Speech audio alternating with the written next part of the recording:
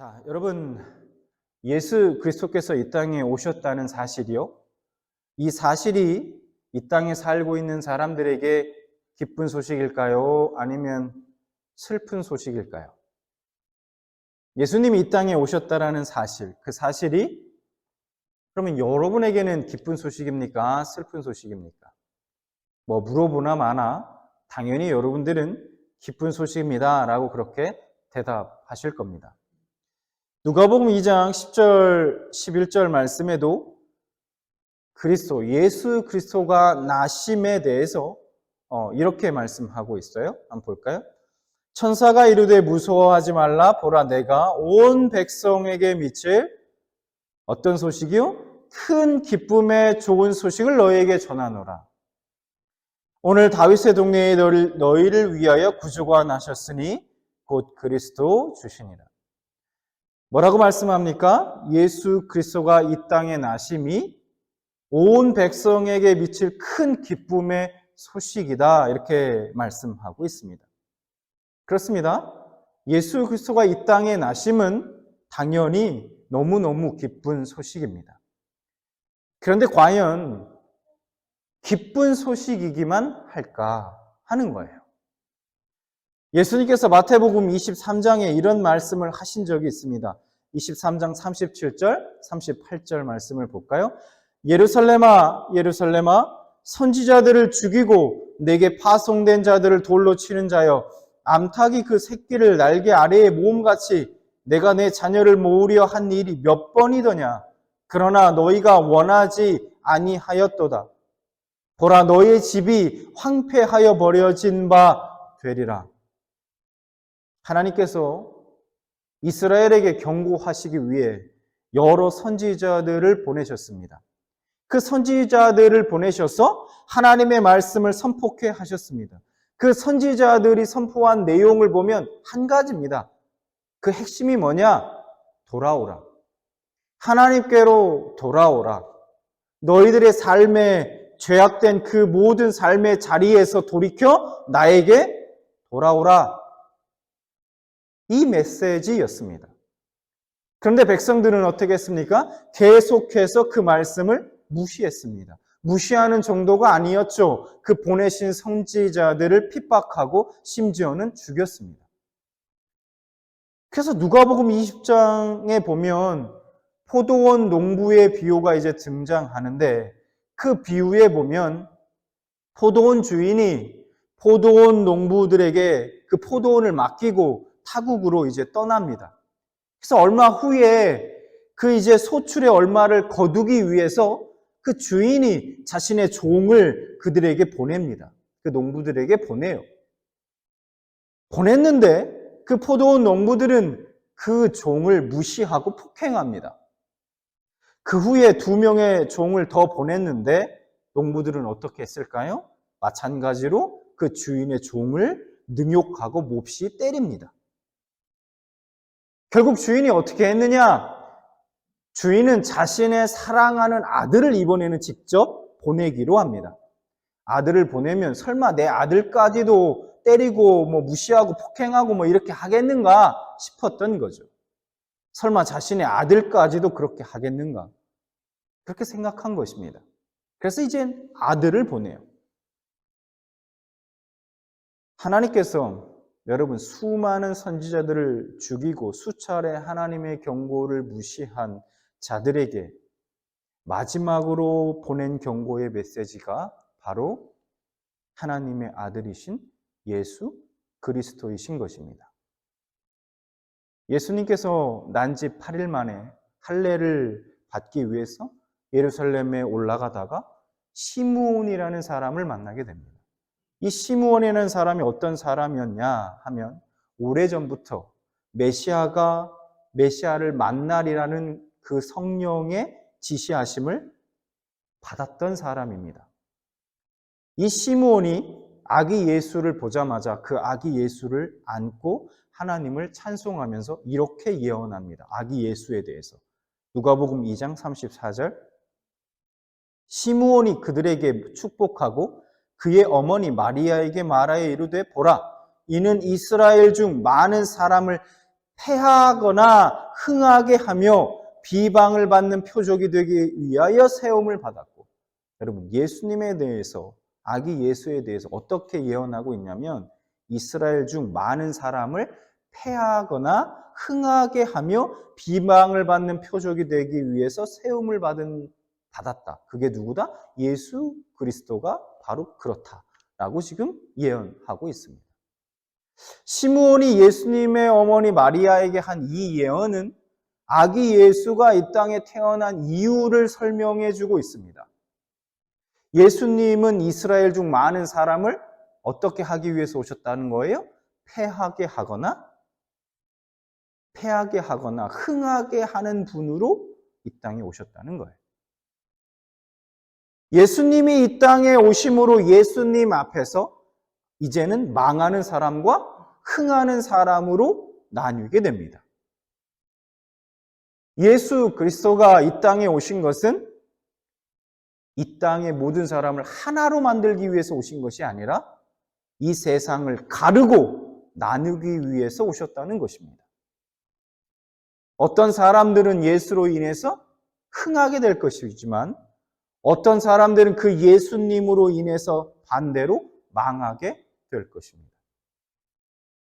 흥하게 될 사람들에게는 예수님의 오심이 기쁜 일이겠지만 망하게 될 사람에게는 그렇지 않은 것입니다. 예수님은 이 세상을 구원하시기 위해 오신 하나님의 표적이지만 모든 사람의 환영을 받은 것은 아닙니다. 일부에게만 환영을 받을 것이며 어떤 사람들에게는 오히려 반대와 비방을 받게 될 것입니다. 실제로 예수님이 오셨을 때 그렇지 않습니까? 그래서 예수님을 심지어는 십자가에 못 박아 죽였습니다.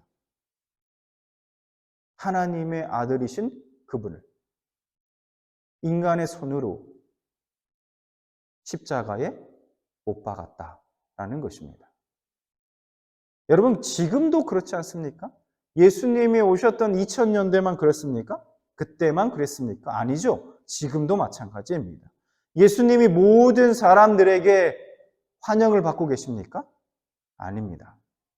지나가는 사람들에게, 아니 여러분 믿지 않는 가족들이 혹시 계시면 가족들에게라도 예수 믿고 구원 받으십시오.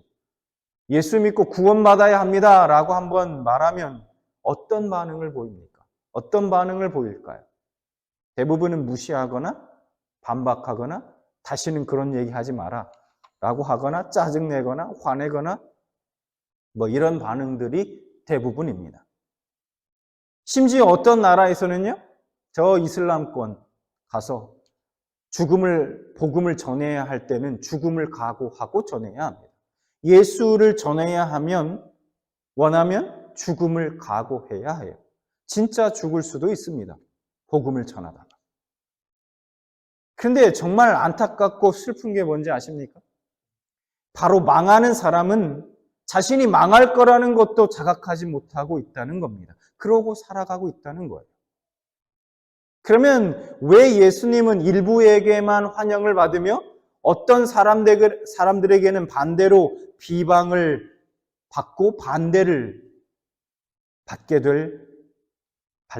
될까 하는 겁니다. 자, 왜냐하면 예수님은 이 땅에 빛으로 오셨기 때문입니다. 자, 오늘 본문 말씀을 보겠습니다. 마태복음 4장 15절, 16절. 스불론 땅과 납달리 땅아, 지중해 동쪽 요단강 서편의 이방 사람들이 사는 갈릴리아, 흑암 가운데 사는 백성이 큰 빛을 보았고 죽음의 그늘진 땅에 사는 사람들에게 빛이 빛이었다. 가나안 땅을 정복하고 12지파에게 땅을 분배할 때 아셀, 납달리, 지금 15절에 말씀하고 있는 아셀, 납달리, 스불론, 이 땅은 이사갈 지파에게 분배된 땅이었습니다. 그 이후에 솔로몬의 아들 르호보암 때에 지난주에 말씀드린 것처럼 이스라엘이 남북으로 나뉘게 되었습니다. 북이스라엘과 남유다로 나뉘게 되었죠. 그 후에 이 갈릴리 지방에 속해 있던 이 땅들은 북이스라엘에 속한 영토로서 아수르, 바벨론, 바사, 마게도냐, 애굽, 시리아 이런 강대국들에 의해서 수차례 정복됩니다. 그로 인해서 이 갈릴리 지방에는 온갖 종류의 혼합 족속들과 혼합 종교들이 생겨나게 됩니다. 그래서 예수님 당시 이 갈릴리 지역은 이방 족속의 땅이라고 그렇게 불렸던 것입니다. 스불론과 납달리 지경의 가버나움은 큰 빛을 절대적으로 필요로 하는 그런 흑암의 지역이었습니다. 우상들이 넘쳐나는. 그곳은 온갖 종류의 죄악으로 난무했던 그런 동네였습니다. 지금 우리가 살고 있는 이 시대처럼 말입니다. 그곳의 백성들은 오늘 이사야의 표현대로 흑암에 앉은 백성이었고 사망의 땅과 그늘에 앉은 자들이었습니다. 그런데 그들에게 큰 빛이 비추인 것입니다. 예수님께서 그 흑암의 땅, 사망의 땅의 빛으로 오신 것입니다. 빛으로 오신 예수님은 어둠을 어둠으로 폭로할 수밖에 없었습니다. 빛이 비추기 전에는 어둠을 어둠으로 알지 못합니다. 여러분, 어둠 속에 사는 사람들이 빛을 한 번도 보지 못한 사람들이, 어둠 속에서만 살았던 사람들이 자신들이 어둠 속에 살고 있다는 사실을 알 수 있을까요? 모르죠. 그런데 어느 날 어둠 속에 살고 있는 사람들 가운데 빛이 오신 거예요. 그러니까 어둠이 어둠으로 드러날 수밖에 없는 것입니다. 산행을 하다가 여러분 숲 가운데, 산속에 있는 숲 가운데 있는 큰 돌을 한번 이렇게 가다가 들춰 보십시오. 그 돌 밑에 수많은 종류들, 종류를 알 수도 없는 그런 벌레들과 더러운 것들이 가득한 것을 볼 수 있습니다. 돌을 비추어 빛이 비추이는 순간 그 벌레들은 빛을 피해 쏜살같이 금세 어디론가 사라져버리고 숨어버립니다. 빛이 비추이면 우리 자신의 더러운 죄악들이 드러나게 되어 있습니다. 거울을 보듯 자신의 추악함을 마주하게 됩니다. 예수님은 스스로 경건하다고 생각하는 사람들, 내가 이만하면 잘 살고 있는 거 아닌가? 그래도 내가 딱히 크게 죄 짓지 않고 법 어기지 않고 그래도 그렇게 착하게 사는데 이만하면 된 것 아니냐라고 자부하던 이들의 위선을 드러내는 빛이었습니다. 예수님은요. 그런데 그 빛을 거부하지 않고 그 빛에 숨지 않고 그 빛을 통해 정직하게 자기 실상과 대명한 사람들, 그 사람들만이 예수로 말미암아 새로운 삶을 시작할 수 있습니다. 반대로 내가 왜 죄인이냐? 이만하면 잘 살지. 내가 얼마나 의로운데. 이 정도면 됐지. 내가 율법을 얼마나 잘 지키고 살아가고 있는데. 내가 얼마나 열심히 예배드리고 헌금도 꼬박꼬박 하고 있는데. 자기의 실상을 마주하지 않고 빛이 비추어 있을 때 손잘같이 숨어버리는 수많은 그 더러운 벌레들처럼 숨어버리는 사람은, 자기 실상과 마주하지 못하는 사람은 예수님과 함께 새로운 삶을 시작할 수 없는 것입니다. 그래서 예수님은 오늘 본문 17절에 이렇게 선포하고 계십니다. 17절. 이때부터 예수께서 비로소 전파하여 이르시되 회개하라. 천국이 가까이 왔느니라 하시더라. 이 선포는 예수님이 하나님의 메신저로서 이 땅에 오셔서 처음으로 하신 공적인 말씀이었습니다. 공적인 말씀. 처음으로 하신. 그 말씀이 뭐였다? 회개하라. 천국이 가까이 왔느니라. 여러분, 예수님은 이 말씀을 선포하시기 위해서 이 땅에 오신 것입니다. 예수님이 처음 선포하신 말씀, 회개하라입니다. 기뻐하라. 우리 같으면 우리가 생각하기엔 이런 말씀을 하셨을 것 같아요. 걱정하지 마라. 이제는 내가 너희들을 구원해 줄게. 죄악 속에 있는 너희들을 내가 구원하러 왔어. 그러니까 기뻐하고 행복해하고 즐거워해. 그러실 것 같은데 예수님의 공적인 첫 번째 선포하신 말씀이 뭐였습니까? 회개하라입니다. 회개하라. 기뻐하라, 즐거워하라, 행복해하라가 아니라 회개하라. 즉 돌이키라. 돌이키라 라고 말씀하셨습니다. 그동안 너희들이 살던 그 죄악된 삶의 방식에서 돌이키고 자신의 욕심과 죄를 따라 살았던 그 죄를 따라갔던 이전의 것들에서 완전히 돌이키라는 말입니다. 삶의 방식을 바꿔라는 거예요. 너희들의 중심을 고치라는 거예요. 뉘우치라는 거예요. 전인격적인 변화를 말합니다. 하나님과 상관없이 하나님을 배반하고 하나님 상관없이 살던 그 너의 삶의 방향을 완전히 틀어서 하나님이 원하시는 방향으로 돌아서라는 것입니다. 무조건적인 항복. 이것이 하나님의 명령입니다. 조심스러운 부탁? 아니에요. 그렇게 해줄래? 이게 아닙니다. 제안? 아닙니다. 명령입니다. 명령. 요한복음 3장 18절 말씀에 이렇게 말씀합니다. 그를 믿는 자는 심판을 받지 아니할 것이요 믿지 아니하는 자는 하나님의 독생자의 이름을 믿지 아니함으로 뭐라 말씀합니까? 벌써 심판을 받은 것이니라. 회개하지 않고 하나님께로 돌아오지 않는 자들은 하나님께 이미 심판을 받은 것과 마찬가지입니다. 하나님께서 그 아들 예수 그리스도를 보내셔서 최후 경고 메시지를 전하고 있는 거예요. 여러분, 저와 여러분은 오늘 이 말씀을 가슴에 새겨 들어야 합니다. 그냥 한 귀로 듣고 한 귀로 흘려버리지 마시고 이 말씀이 여러분들 가슴에 잘 박힌 못처럼 박히길 바랍니다. 하나님께서 그 아들 예수 그리스도를 보내셔서 최후의 경고 메시지가 뭐다? 회개하라. 천국이 가까이 왔다. 많은 사람들이 이 경고의 메시지를 무시합니다. 무관심해요. 교회 밖에 사람들만의 얘기일까요, 여러분? 아닙니다. 교회 안에 속한 사람들의 얘기이기도 해요. 회개하라는 말을 수없이 들어온 사람들입니다. 수없이 이 말을 들어왔어요, 우리는. 그러나 정작 회개는 없습니다. 실상 그 말씀을 끝까지 거부하고 있는 거예요.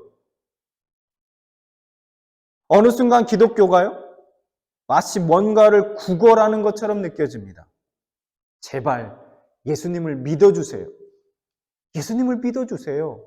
회개해 주세요. 그렇게 해야 합니다.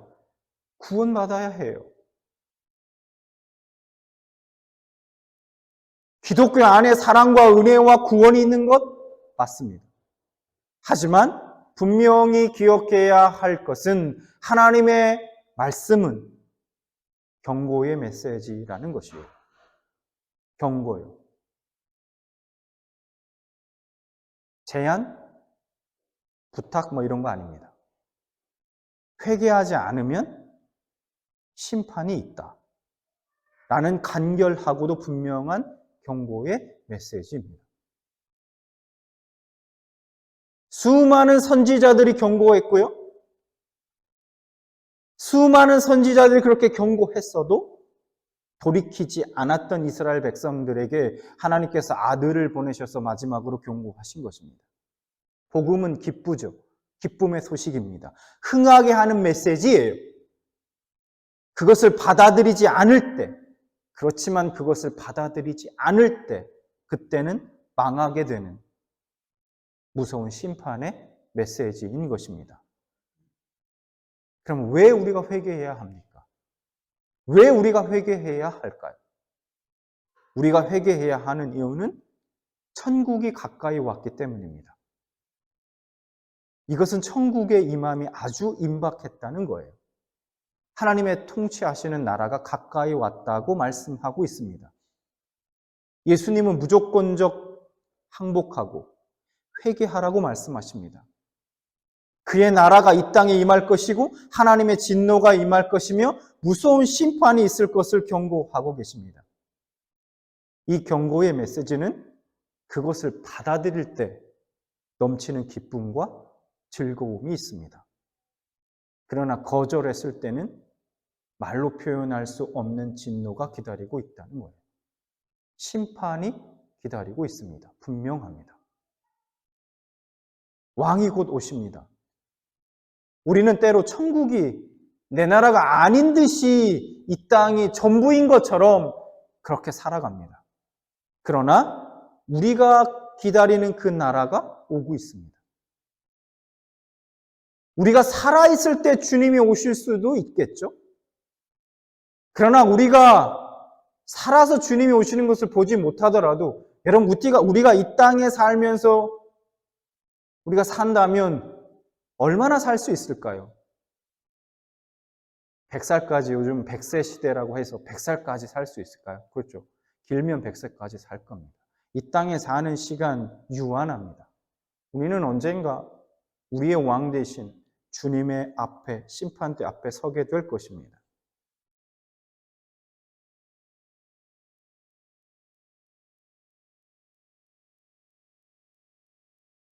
그때가 되면 우리의 왕께서 우리에게 영원한 유업을 주실 것입니다. 누가복음 22장 35절 말씀을 보겠습니다. 또 칼이 내 마음을 찌르듯 하리니 이는 여러 사람의 마음의 생각을 드러내려 함이니라 하더라. 예수님은 많은 사람들의 속 생각을 드러내시기 위해 오셨습니다. 어둠 속 자신의 실상과 마주하게 되길 바랍니다. 빛으로 오신 예수님이 내 중심에 들어오셔서 내 속에 어둠을 비추어 자신의 본 모습을 낱낱이 까발려 주시기를 원합니다. 이러한 은혜가 여러분에게 있길 바랍니다. 그래서 내가 바로 예수 못 박아 죽이는데 일조한 사람이구나. 2000년 전에 예수님을 십자가에 못 박으라고 외치던 그 사람들 속에 내가 있었구나. 예수님의 손과 발에 못 박힌 그 못, 나 때문에 박히신 거구나. 그 상처, 나 때문에 난 상처구나. 깨닫게 되길 바랍니다. 우리가 분명하게 알아야 할 것은 예수님이 오신 이후에는 중립지대는 존재하지 않습니다. 우리에게는. 흥하거나 망하거나 둘 중 하나입니다. 구원 아니면 심판 둘 중 하나입니다. 여러분 모두 빛으로 오신 예수님 앞에 자신의 어둠을 발견하게 되시기 바랍니다. 그래서 그 죄악된 삶에서 돌이키고 삶 속에서 회개에 합당한 열매를 맺게 되길 바랍니다. 예수님 아니면 아무 소망이 없음을 깨닫고 예수만 믿고 오직 예수만 붙들고 한 사람도 빠짐없이 영원한 생명을 얻게 되길 주님의 이름으로 축원합니다.